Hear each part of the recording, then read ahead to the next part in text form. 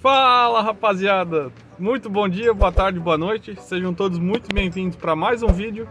E hoje, galera, se vocês estão pensando em comprar um Polo 1.0 na versão TSI Highline, ou se simplesmente querem saber mais sobre o carro, fica comigo até o final desse vídeo, porque eu vou estar mostrando para vocês 6 pontos positivos e 6 pontos negativos na visão de um proprietário.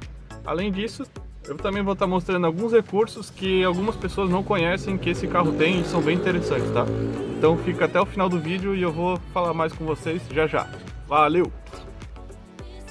Então, pessoal, começando aqui a nossa lista, eu vou fazer um ponto positivo e um ponto negativo, tá? Alternar entre os dois.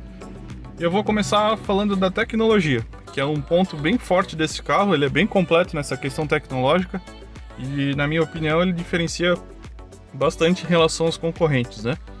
Acho que o grande destaque seria mesmo o painel TFT, porque aqui a gente consegue configurar várias coisas, dá para configurar o layout, esses mostradores aqui do meio a gente consegue escolher o que... esse aqui, né?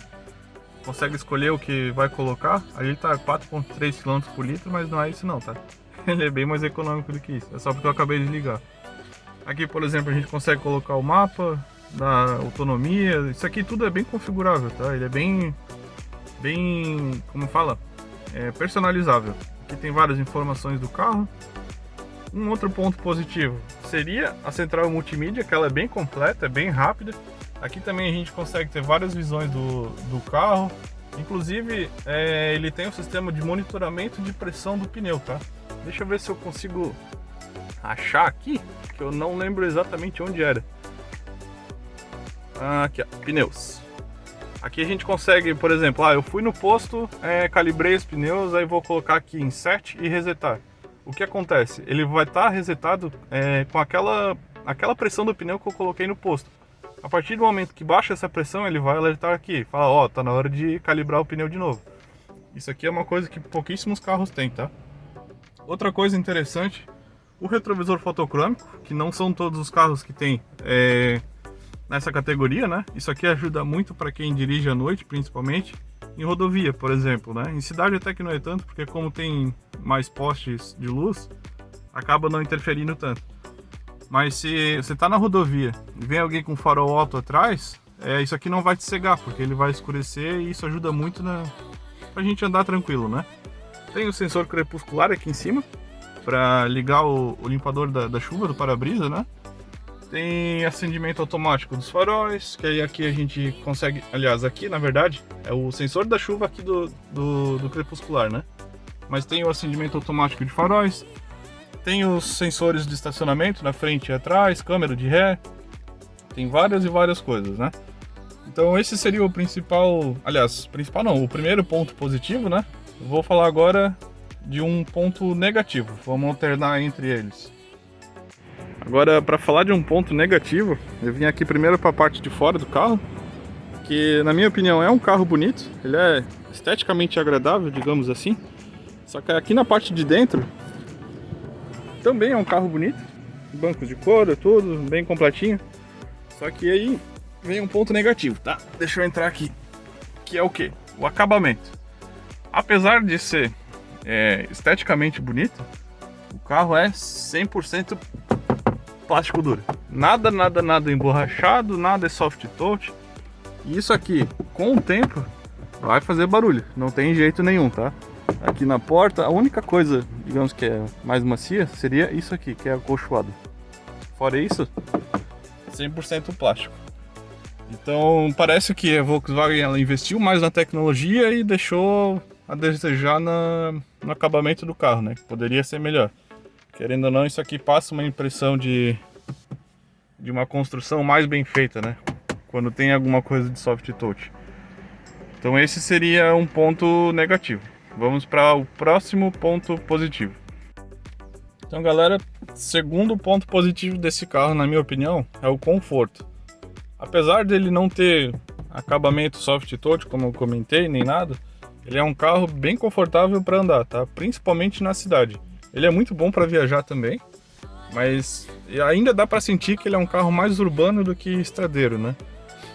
A direção dele é elétrica, então ela é bem levinha e ela tem uma progressão muito boa. Conforme você vai acelerando mais, ela não fica exageradamente pesada e não passa aquela insegurança de uma direção muito leve, né? Esse carro aqui, ele a gente está em 2023 e o ano dele é um 1920, ele é relativamente novo, então ele ainda não tem muito problema de acabamento, né? Tem um atrás que eu vou comentar, mas é fácil resolver também.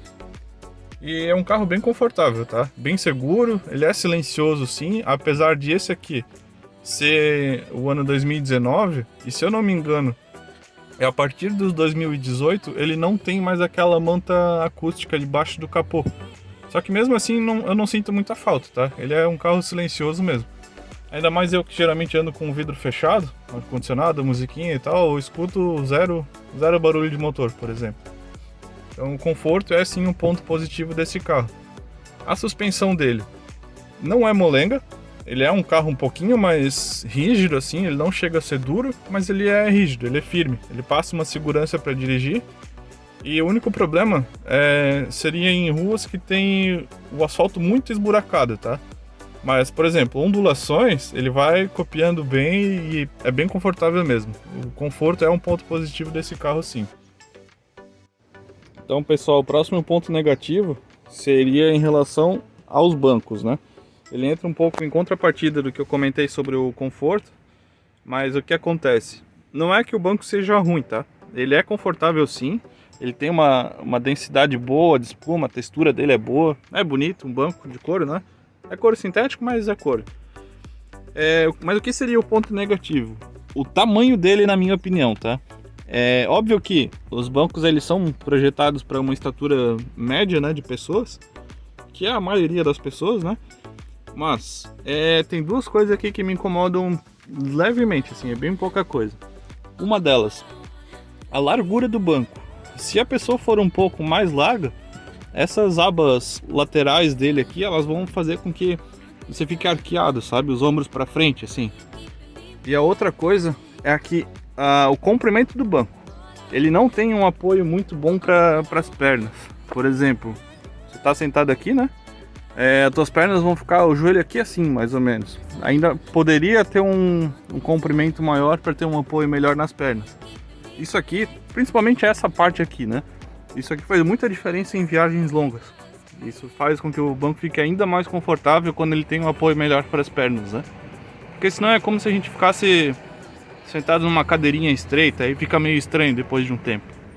Assim, é um detalhe pequeno, mas eu ainda acho que é um ponto negativo desse carro, né? Vamos para agora, próximo ponto positivo. Então, o próximo ponto positivo seria, obviamente, como é um carro, querendo ou não, de descendência alemã, né? Seria a dirigibilidade. Deixa eu entrar aqui novamente, porque aqui fora tem um pouco de barulho. Então, o que acontece? Eu acho a dirigibilidade desse carro muito boa, tá?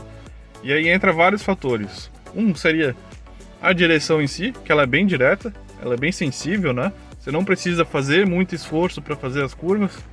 E ela aponta, o carro muda de direção muito rápido. Outra questão, que aí é um grande ponto forte desse carro, é a plataforma que ele é construído, que é a MQB. Essa plataforma ela é muito mais leve do que a dos concorrentes. Por exemplo, se a gente pegar um Onix, ele é mais de 100 kg, bem mais de 100 kg, mais pesado do que esse carro aqui. Isso faz muita diferença, tá? Em curvas e tudo mais. Outra questão é que esse carro não torce em curvas, ele é bem rígido. Então, digamos assim, deixa eu tentar ilustrar para vocês, né? Você chega numa curva e vai fazer a curva meio rápido. Tem carros que fazem isso aqui. Esse carro aqui não, ele faz isso aqui. Ele não torce, então você sente que ele entra mais estável na curva.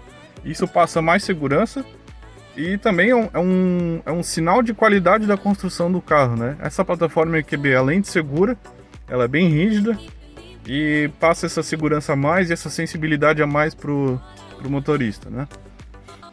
Tem também a questão de tecnologia, sensores tecnológicos que ajudam na dirigibilidade, mas aí ainda acho que entra mais na parte de segurança, que é o que eu vou comentar mais pra frente, tá?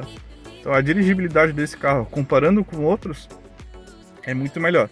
Eu fiz o test drive no Cruze, no Cruze 1.4, né? E no Onix, que seriam outras duas opções, só que esse aqui é bem melhor do que aqueles. Pode ir tranquilo se vocês gostam de ir mais rápido. Então, pessoal, o próximo ponto negativo desse carro é a questão de barulhos de acabamento, tá? Aliás, barulho interno. Isso, sem dúvida, é por causa do problema de acabamento, que não é lá aquelas coisas, né?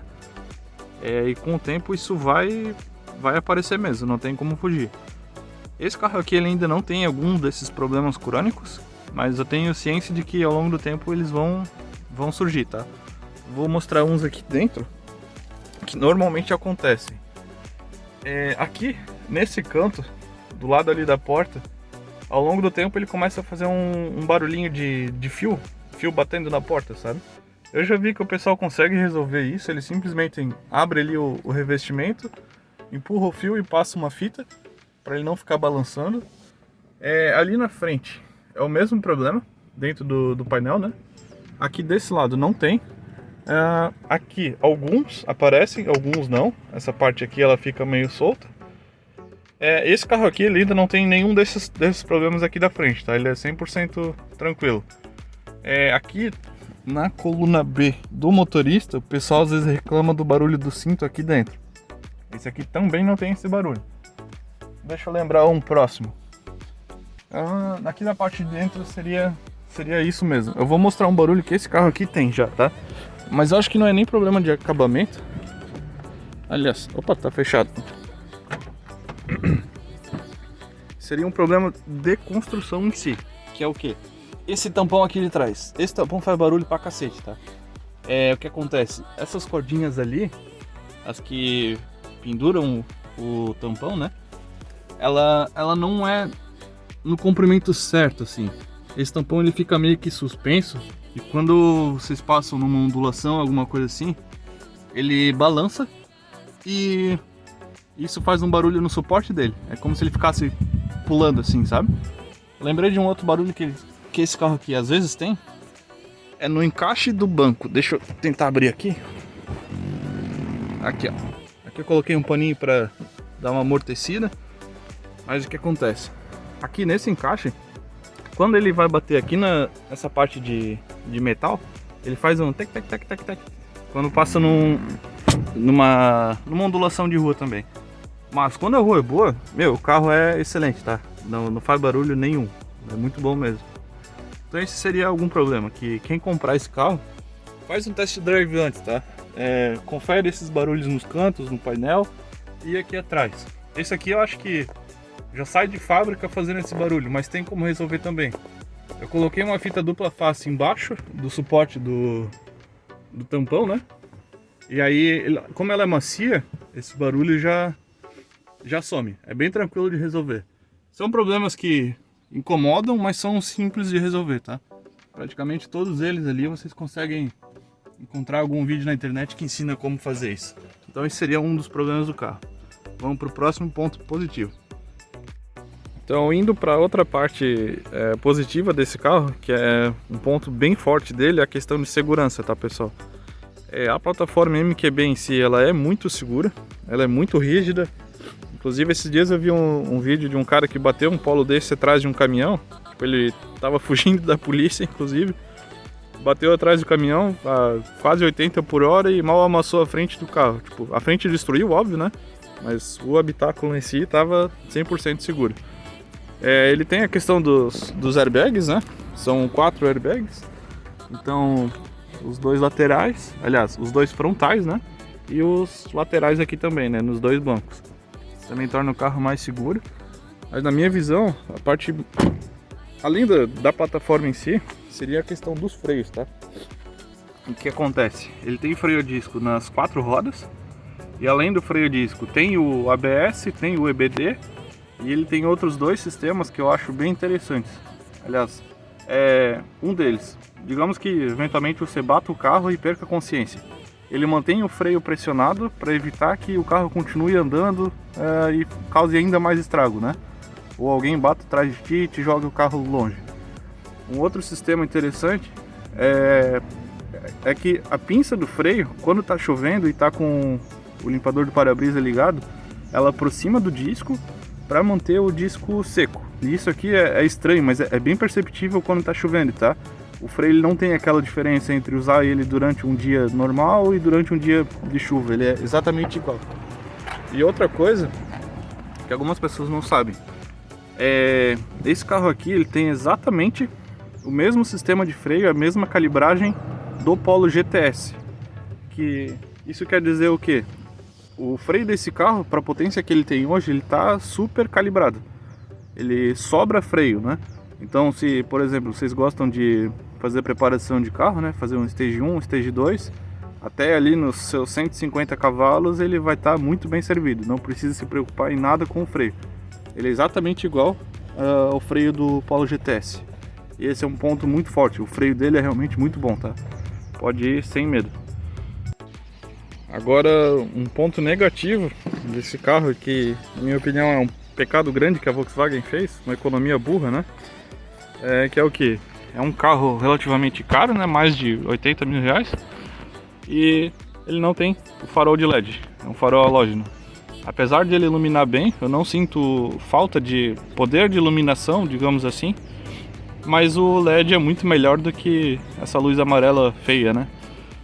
O DRL dele é em LED, já é de fábrica, né?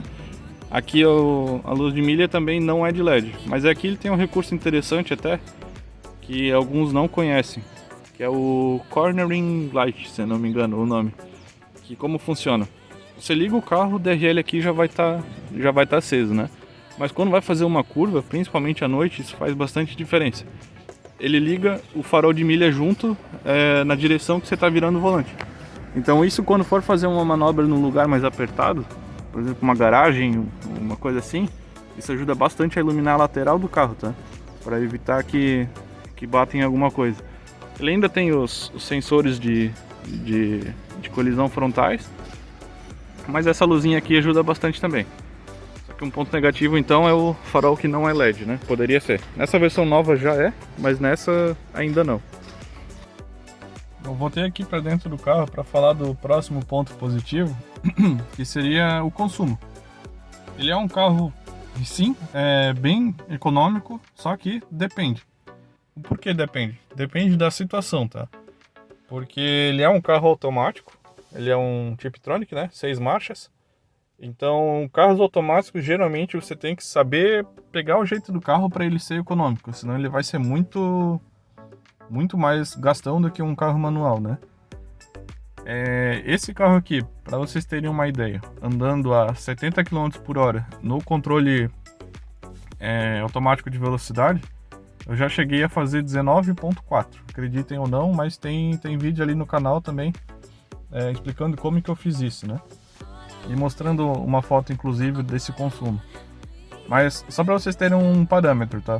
Andando na cidade, no trânsito normal, eu chego a fazer de 13 a 14 km por litro na gasolina. E em estrada, em situações normais, então de 16, 17, 17,5 por litro. Esses 19,4 são situações bem raras, né? Estrada totalmente livre, velocidade totalmente constante. E óbvio que isso não é sempre que acontece. Tem um ponto de atenção, que é por ele ser um câmbio automático, que ele torna o consumo do carro muito sensível. O que eu quero dizer com isso? Ele varia muito. Por exemplo, se eu estou andando no centro aqui da cidade com o trânsito pesado, anda e para, ele sobe um giro um pouco mais do que o necessário na primeira e na segunda marcha. Ele é econômico, muito econômico na verdade, a partir da terceira marcha, se ele consegue se manter constante. Mas no geral é um carro econômico sim, principalmente se vocês vão viajar, né? Ou o trânsito normalmente assim, meio termo, meio livre, né? É um carro econômico sim. Querendo ou não, é 1.0 turbo, né? Esse é um dos pontos fortes desse motor. Agora, um ponto negativo, que também é relacionado ao fato dele ser um câmbio automático, que é o que? O delay nas trocas de marcha para redução. É um câmbio bom, eu não tenho o que reclamar desse câmbio, ele é confiável, ele faz uma troca certinha, não tem pontos negativos, digamos assim. O pessoal até brinca falando que é o tipo tranco, né? Mas esse aqui é tranquilo, existem atualizações de câmbio que a Volkswagen faz e resolve esse problema. Na verdade, até em casa, dependendo da situação, vocês conseguem fazer o reset de câmbio, que já ajuda bastante. Mas voltando ali, o problema no delay e nas trocas de marcha. O que acontece? Quando, por exemplo, eu estou andando atrás de um carro e eu quero fazer uma ultrapassagem, a gente tem algumas opções, né? Ou pisa fundo, espera o carro reduzir e ele começa a desenvolver.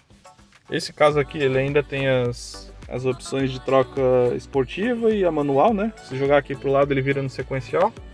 Também tem as borboletas aqui atrás, isso aqui ajuda bastante. Eu, principalmente, gosto mais de usar essas aqui do que as outras opções aqui do câmbio. Porque se eu pisar fundo e esperar o carro reduzir, ele demora muito, sabe? Ele vai tipo uns 2, 3 segundos até ele fazer redução ali de 2 marchas e o carro começar a desenvolver. Tem alguns macetes, né? Um seria esses aqui da borboleta e do câmbio em si. E uma coisa que o pessoal mais antigo faz, que é o quê? Eu tô numa velocidade constante.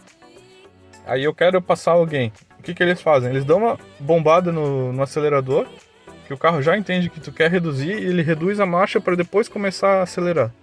Então, esse é um dos macetes, né? Essa questão da redução de câmbio, aliás, da redução de marcha do câmbio, né? O pessoal resolve até fazendo uma reprogramação. Então, se fizer ali um Stage 1 no carro, a grande maioria das preparadoras já soluciona esse problema também. Mas, como esse carro aqui é original, hoje ele ainda é um dos pontos negativos ao meu ver. Um outro ponto positivo que não podia deixar de falar dele, né, é o motor em si. Esse 1.0 TSI aqui, ele se destaca em relação aos concorrentes. Não é o motor mais silencioso, né, desses 1.0 turbo, né? Só que ele é sim um dos mais competentes na minha opinião, né? É um dos mais econômicos e, se eu não me engano, é o mais forte da categoria, principalmente em relação ao torque. Aqui vocês podem ver que ele não tem a manta acústica, né, que eu tinha comentado, só nas versões, se eu não me engano, até 2018. Esse aqui não tem. 2017 ou 2018, não lembro agora. Se vocês souberem, deixei no comentário para eu ver depois. Mas voltando pro motor, ele é confiável, não dá problema, é forte e é econômico. Óbvio que tem essa questão ali da situação que o carro está andando, né? Mas é um motor muito bom sim. E voltando, para quem gosta de fazer preparação nos carros, aqui é possível chegar nos 150, 160 cavalos sem fazer muita coisa agressiva, né? Relativamente fácil extrair potência desse carro. Então esse é um ponto positivo. Indo para o último dos 6 pontos negativos, na minha opinião, sobre esse carro, e que não faz sentido, porque é uma economia que realmente não precisava ser feita, que é o que? Esse carro não tem nenhum tipo de botão para abrir a tampa do porta-malas diretamente no porta-malas. Ele só tem 2 opções para abrir o porta-malas. Uma delas seria esse aqui, né? Que aí você aperta aqui e ele já destrava lá. Ou segurar aqui esse botão do meio da chave, né? Segura aqui por acho que é 3 segundos, 3, 5 segundos. E ele também faz o destrancamento da porta. E isso é ruim na minha opinião. Por quê? Digamos que você esteja chegando do mercado ou de qualquer outro lugar com uma caixa mais pesada, é ruim ficar apoiando para abrir o porta-mala. Segurar em uma mão e apertar a chave aqui na outra. Sendo uma chave presencial, que aqui ele tem o Start-Stop, né? Poderia ter algum tipo de botão, sensor, alguma coisa. Óbvio que não aqueles de passar o pé embaixo, que aquilo já é coisa de carro muito mais caro, né? Mas algo de encostar ali e poder abrir. Simplesmente um botão normal. Igual tem na própria maçaneta do carro para destrancar ele. Então isso é um ponto negativo que a Volkswagen sim pecou nesse quesito, né? Poderia ter um botãozinho simples lá. Que isso faz bastante diferença. Então, pessoal, esses foram os 6 pontos positivos e negativos do Polo na versão 1.0 TSI Highline. Espero que eu tenha deixado claro alguns pontos fortes, né? E outros que não são tanto, que poderiam ser melhores, querendo ou não. Mas a conclusão, no geral, na minha opinião, para quem gosta de carro em si, é uma excelente opção. Ele tem várias opções personalizáveis, né? Então, para quem gosta de dirigir, a posição de dirigir dele é boa, ele tem um ajuste de profundidade e altura do volante. É um motor turbo que faz diferença. O câmbio em si é um câmbio bom, tem a opção de trocas no volante, de trocas sequenciais. Um carro seguro, é um carro bonito, querendo ou não. Eu pelo menos gosto, né? É o meu caso. Mas sim, é uma ótima opção. Eu compraria ele de novo, tranquilamente. Não tem nada do que reclamar dele. Assim, reclamar é coisa grave, né? Porque eu comentei ali dos principais pontos negativos. Vocês podem ver que não são coisas que impediriam a compra do carro, né? E eu acho sim que é um carro bom. Se vocês gostaram desse tipo de vídeo, querem saber mais alguma coisa dele, podem ir perguntando nos comentários, que eu vou responder a todos vocês, tá? Então, para ajudar o canal, eu vou pedir para vocês darem um like, se inscrevem no canal, compartilhem com algum amigo e qualquer outra coisa que eu puder ajudar vocês sobre esse carro, tirar alguma dúvida, vocês podem mandar aí que a gente resolve. Beleza? Valeu pessoal, tamo junto, até a próxima.